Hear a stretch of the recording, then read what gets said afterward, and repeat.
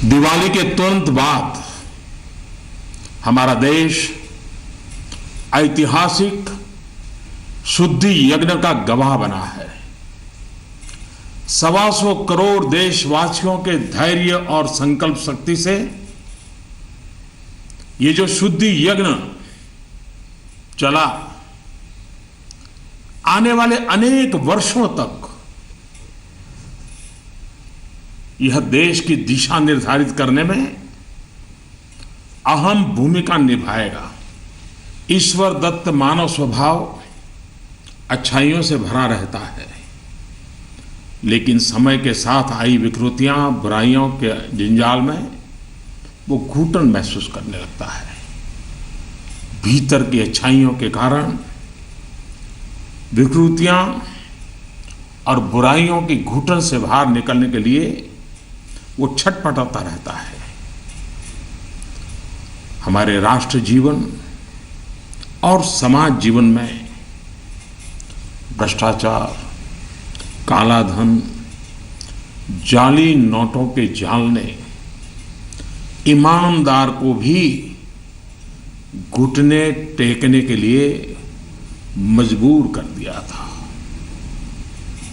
उसका मन स्वीकार नहीं करता था, लेकिन उसे परिस्थितियों को सहना पड़ता था, मजबूरन स्वीकार करना पड़ता था। दिवाली के बाद की घटनाओं से यह सिद्ध हो चुका है कि करोड़ों देशवासी ऐसी घुटन से मुक्ति के अवसर की तलाश कर रहे थे। हमारे देशवासियों की अंतर ऊर्जा को हमने कई बार अनुभव किया है, चाहे सन 62 की लड़ाई हो, 65 की लड़ाई हो, 71 की लड़ाई हो, करगिल का युद्ध हो। भारत के कोटि कोटि नागरिकों की संगठित शक्तियों और अप्रतिम देशभक्ति के हमने दर्शन किए हैं। कभी ना कभी बुद्धिजीवी वर्ग इस बात की चर्चा जरूर करेगा कि बाह्य शक्तियों के सामने तो देशवासियों का संकल्प सहज बात है, लेकिन जब देश के कोटि कोटि नागरिक अपने ही भीतर घर कर गई बीमारियों के खिलाफ, बुराइयों के खिलाफ, विकृतियों के खिलाफ लड़ाई लड़ने के लिए मैदान में उतरते हैं, तो वो घटना हर किसी को नए सिरे से सोचने के लिए प्रेरित करती है। दिवाली के बाद लगातार देशवासी दृढ़ संकल्प के साथ, अप्रतिम धैर्य के साथ, त्याग की पराकाष्ठा करते हुए, कष्ट झेलते हुए बुराइयों को पराजित करने के लिए लड़ाई लड़ रहे हैं। जब हम कहते हैं कि कुछ बात है कि हस्ती मिटती नहीं हमारी, कुछ बात है कि हस्ती मिटती नहीं हमारी, इस बात को देशवासियों ने जी करके दिखाया है। कभी लगता था सामाजिक जीवन की बुराइयां, विकृतियां जाने अनजाने में, इच्छा अनिच्छा से हमारी जिंदगी का हिस्सा बन गए हैं। लेकिन 8 नवंबर के बाद की घटनाएं हमें पुनर्विचार करने के लिए मजबूर करती हैं। 125 करोड़ देशवासियों ने तकलीफें झेलकर, कष्ट उठाकर ये सिद्ध कर दिया है कि हर हिंदुस्तानी के लिए सच्चाई और अच्छाई कितनी अहमियत रखती है।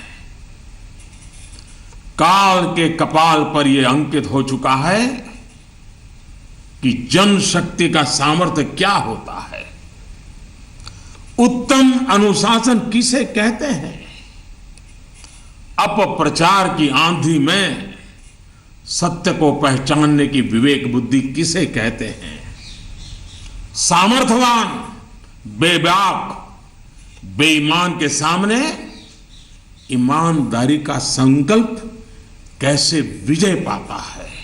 गरीबी से बाहर निकलने को आतुर जिंदगी भव्य भारत के निर्माण के लिए क्या कुछ नहीं कर सकती?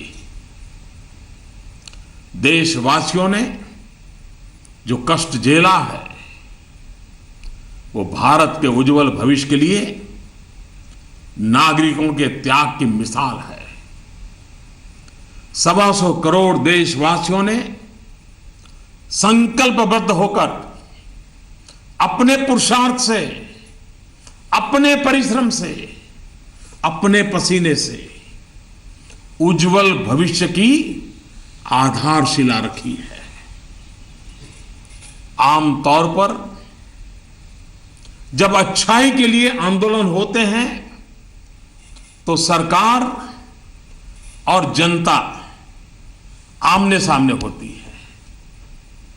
यह इतिहास की ऐसी मिसाल है जिसमें सच्चाई और अच्छाई के लिए सरकार और जनता दोनों मिलकर कंधे से कंधा मिलाकर लड़ाई लड़ रहे हैं। मेरे प्यारे देशवासियों, मैं जानता हूं कि बीते दिनों आपको अपना ही पैसा निकालने के लिए घंटों लाइन में लगना पड़ा, परेशानी उठानी पड़ी। इस दौरान मुझे सैकड़ों हजारों चिट्ठियां भी मिली हैं। हर किसी ने अपने विचार रखे हैं, संकल्प भी दोहराया है, साथ ही साथ अपना दर्द भी मुझसे साझा किया है। इन सब में एक बात मैंने हमेशा अनुभव की, आपने मुझे अपना मानकर के बातें कही हैं। भ्रष्टाचार, कालाधन, जाली नोट के खिलाफ लड़ाई में आप एक कदम भी पीछे नहीं रहना चाहते हैं। आपका ये प्यार आशीर्वाद की तरह है। अब प्रयास यह है कि नववर्ष में हो सके उतना जल्दी बैंकों को सामान्य स्थिति की तरफ ले जाया जाए। सरकार में इस विषय से जुड़े सभी जिम्मेदार व्यक्तियों से कहा गया है कि बैंकिंग व्यवस्था को सामान्य करने पर ध्यान केंद्रित किया जाए। विशेषकर ग्रामीण इलाकों में, दूर दराज वाले इलाकों में प्रोएक्टिव होकर के हर छोटी से छोटी कमी को दूर किया जाए ताकि गांव के नागरिकों की, किसानों की कठिनाइयां खत्म हो। प्यारे भाइयों और बहनों, हिंदुस्तान ने जो करके दिखाया है ऐसा विश्व में तुलना करने के लिए कोई उदाहरण नहीं है। बीते कुछ वर्षों में 1000 और 500 के नोट सामान्य प्रचलन में कम और पैरेलल इकोनॉमी में ज्यादा चल रहे थे। हमारी समकक्ष जो अर्थव्यवस्था वाले देशों में भी इतना कैश नहीं होता जितना हमारे यहां पहाड़ के पहाड़ हो गए। हमारी अर्थव्यवस्था में बेतहाशा बढ़े हुए नोट महंगाई बढ़ा रहे थे, काला बाजारी बढ़ा रहे थे, देश के गरीब से उसका अधिकार छीन रहे थे। अर्थव्यवस्था में कैश का अभाव, नगद का अभाव तकलीफदेह है। तो हम ये भी न भूले, कैश का प्रभाव, नगद का प्रभाव और अधिक तकलीफदेह होता है। हमारा ये प्रयास है कि इसका संतुलन बना रहे। एक बात में सभी अर्थशास्त्रियों की सहमति है कि कैश अथवा नगद अगर अर्थव्यवस्था से बाहर होते हैं तो विपत्ति है। वही कैश या नकद अगर अर्थव्यवस्था की मुख्य धारा में हो तो विकास का साधन बनता है। इन दिनों करोड़ों देशवासियों ने जिस धैर्य, अनुशासन और संकल्प शक्ति के दर्शन कराए हैं, अगर आज लाल बहादुर शास्त्री होते, जयप्रकाश नारायण होते, राम मनोहर लोहिया होते, कामराज जी होते, तो अवश्य देशवासियों को भरपूर आशीर्वाद देते। किसी भी देश के लिए ये एक शुभ संकेत है कि उसके नागरिक कानून और नियमों का पालन करते हुए गरीबों की सेवा में, सरकार की सहायता के लिए मुख्य धारा में वापस आना चाहते हैं। इन दिनों इतने अच्छे अच्छे उदाहरण सामने आए हैं जिसका वर्णन करने में हफ्तों बीत जाए। नकद में कारोबार करने पर मजबूर अनेक नागरिकों ने कानून नियम का पालन करते हुए मुख्य धारा में आने की इच्छा प्रकट की है। यह अप्रत्याशित है और सरकार इसका स्वागत करती है। मेरे प्यारे देशवासियों, हम कब तक सच्चाइयों से मुंह मोड़ते रहेंगे? मैं आपके सामने एक जानकारी साझा करना चाहता हूं और इसे सुनने के बाद या तो आप हंस पड़ेंगे या फिर आपका गुस्सा फूट पड़ेगा। आपको जानकर के हैरानी होगी, सरकार के पास दर्ज की गई जानकारी के हिसाब से देश में सिर्फ और सिर्फ 24 लाख लोग ये स्वीकारते हैं कि उनकी आय 10 लाख रुपये सालाना से ज्यादा है। क्या किसी देशवासी के गले ये बात उतरेगी?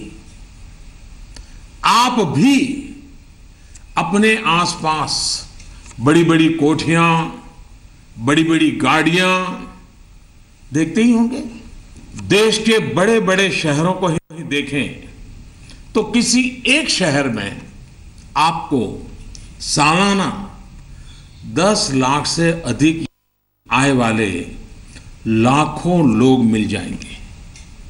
क्या आपको नहीं लगता कि देश की भलाई के लिए ईमानदारी के आंदोलन को और अधिक ताकत देने की जरूरत है?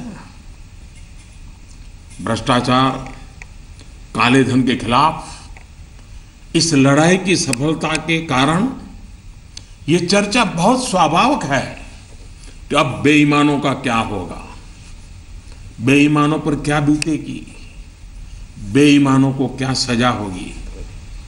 भाइयों और बहनों, कानून का काम करेगा, पूरी कठोरता से करेगा, लेकिन सरकार के लिए इस बात की भी प्राथमिकता है कि ईमानदारों को मदद कैसे मिले, ईमानदारों को सुरक्षा कैसे मिले, ईमानदारी की जिंदगी बिताने वालों की कठिनाई कैसे कम हो।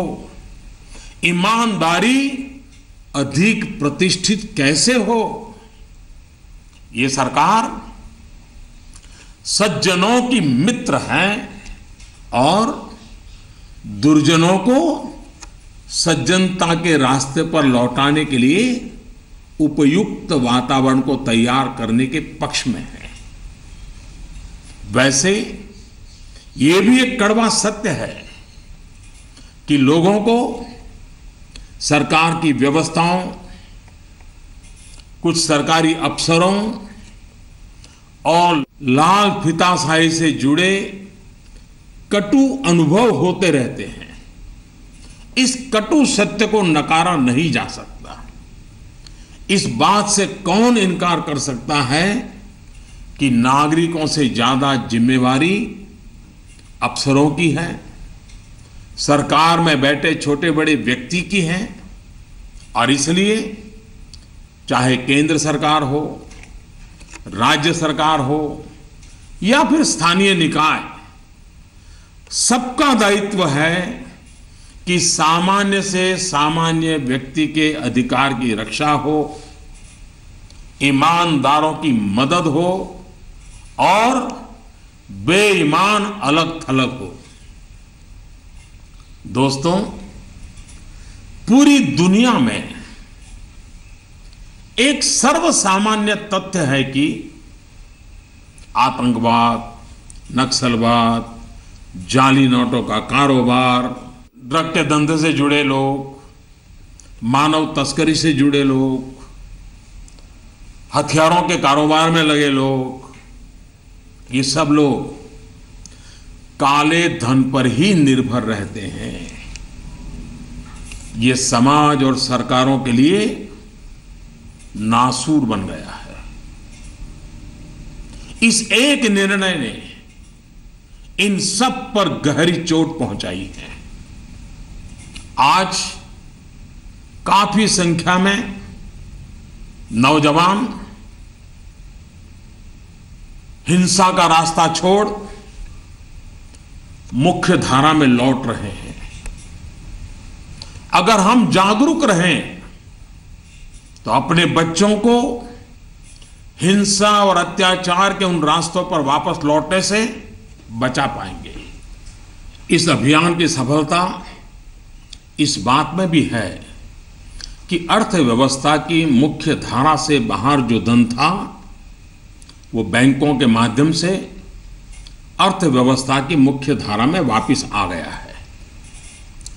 पिछले कुछ दिनों की घटनाओं से ये सिद्ध हो चुका है कि चालाकी के रास्ते खोजने वाले बेईमान लोगों के लिए आगे के रास्ते बंद हो चुके हैं। टेक्नोलॉजी ने इसमें बहुत बड़ी सेवा की है। आदतन बेईमान लोगों को भी अब टेक्नोलॉजी की ताकत के कारण काले कारोबार से निकलकर कानून नियम का पालन करते हुए मुख्य धारा में आना ही होगा। साथियों, बैंक कर्मचारियों ने इस दौरान दिन रात एक किए हैं। हजारों महिला बैंक कर्मचारी भी देर रात तक रुककर इस अभियान में शामिल रही है। पोस्ट ऑफिस में काम करने वाले लोग, बैंक मित्र, सभी ने सराहनीय काम किया है। हाँ, आपके इस भगीरथ प्रयास के बीच कुछ बैंकों में कुछ लोगों के गंभीर अपराध भी सामने आए हैं। कहीं कहीं सरकारी कर्मचारियों ने भी गंभीर अपराध किए हैं और आदतन फायदा उठाने का निर्लज्ज प्रयास भी हुआ है। इन्हें बख्शा नहीं जाएगा। भाइयों बहनों, देश के बैंकिंग सिस्टम के लिए एक स्वर्णिम अवसर है। इस ऐतिहासिक अवसर पर मैं देश के सभी बैंकों से आग्रहपूर्वक एक बात कहना चाहता हूं। इतिहास गवाह है कि हिंदुस्तान की बैंकों के पास एक साथ इतनी बड़ी मात्रा में इतने कम समय में धन का भंडार पहले कभी नहीं आया था। बैंकों की स्वतंत्रता का आदर करते हुए मेरा आग्रह है कि बैंक अपनी परंपरागत प्राथमिकताओं से बाहर निकलकर अब देश के गरीब, निम्न मध्यम वर्ग और मध्यम वर्ग को केंद्र में रखकर अपने कार्य का आयोजन करें। आज पूरा हिंदुस्तान जब पंडित दीनदयाल उपाध्याय की जन्म शताब्दी वर्ष को गरीब कल्याण वर्ष के रूप में मना रहा है, तब बैंक भी लोकहित के, गरीब कल्याण के इस अवसर को हाथ से न जाने दे।